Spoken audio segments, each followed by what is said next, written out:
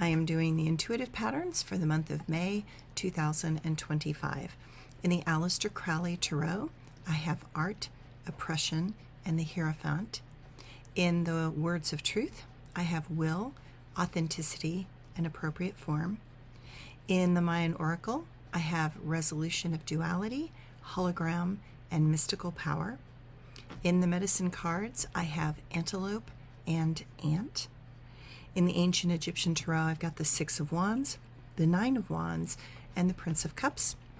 And in the Osho Zen tarot, I have source, celebration, laziness. And in the healing earth tarot, I have the star, justice, and the woman of shields. Many things interest me about this pattern for the month of May 2025. Let's take an honest look and see if we can find a pattern that will help us make sense out of it all. Point 1. The Pope of the Catholic Church, a good man, died at the end of April, and we have the symbol of the Pope, the Hierophant, in the cards. This card is an indication of the intentional abuse of women for thousands of years and how religion manipulates the words of great teachers in order to control the people, subvert the sexuality of the masses, and take the voices away from the common man. This card places the abuse of some religions in the limelight. Point 2. The art card shows up significantly in the astrology for May, and it shows up here as well. Art is where rebellion is forced to go, when the voices of the people are muzzled. Art is the ultimate expression of freedom in our world. Music is a call to action and inspiration.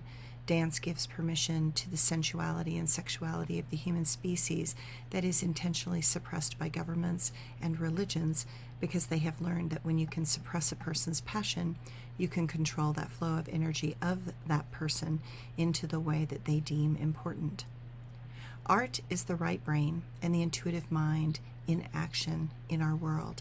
It gives us inspiration and insights that can then inform our left brain so that we can construct things in the external world that eventually can matter. Point 3. The oppression card is significant, especially in combination with the Woman of Shields and the Justice card. This is the story of the character Ayla in the book The Clan of the Cave Bear. That character experiences what the feminine in America is currently experiencing. It shows the stripping away of rights for women, the abuse of women, and how it is time for women to take back what was intentionally and criminally taken from them. Point 4. The Antelope is all about taking action and knowing what to do and then doing it. Seems that there is going to be a lot of actions being taken and activated. The cards this month are a mismatch of feelings, experiences, and emotions.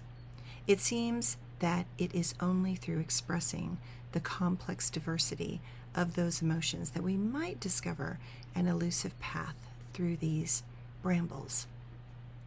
The cards show that through the embracing fully of our sorrow, grief, and loss, that we will reclaim hope. Through seemingly impossible effort, we will rebuild something new. Through patience, we will find perseverance. But through it all, we will need to know when to stop and rest so we can reclaim our center and tap into Source, which is attempting to give us great energy and sustenance at this time of restriction. What is clear is that in these cards, we will have to resolve the divides in our world by experiencing them on a deeply personal level. And that process is going to be difficult, trying, and filled with hardships. This month is a map and a warning of what is coming. There will be things that cannot be avoided or softened. It is a trial by fire. It is a pattern that intends to put us through a gauntlet. There is no avoiding it, and there is no going back. The only path is forward. In such moments, being willing to choose to leap is a better way than being dragged through the brambles, kicking and screaming. This month, put on some gloves and prepare for anything and everything. We may not know what is exactly coming, but all the psychic and astrological indications are that it is coming. We may not be able to cover all the bases, but we at least can be prepared and on alert. Knowing when to move and how to move will still put you ahead of most. Thanks, everyone.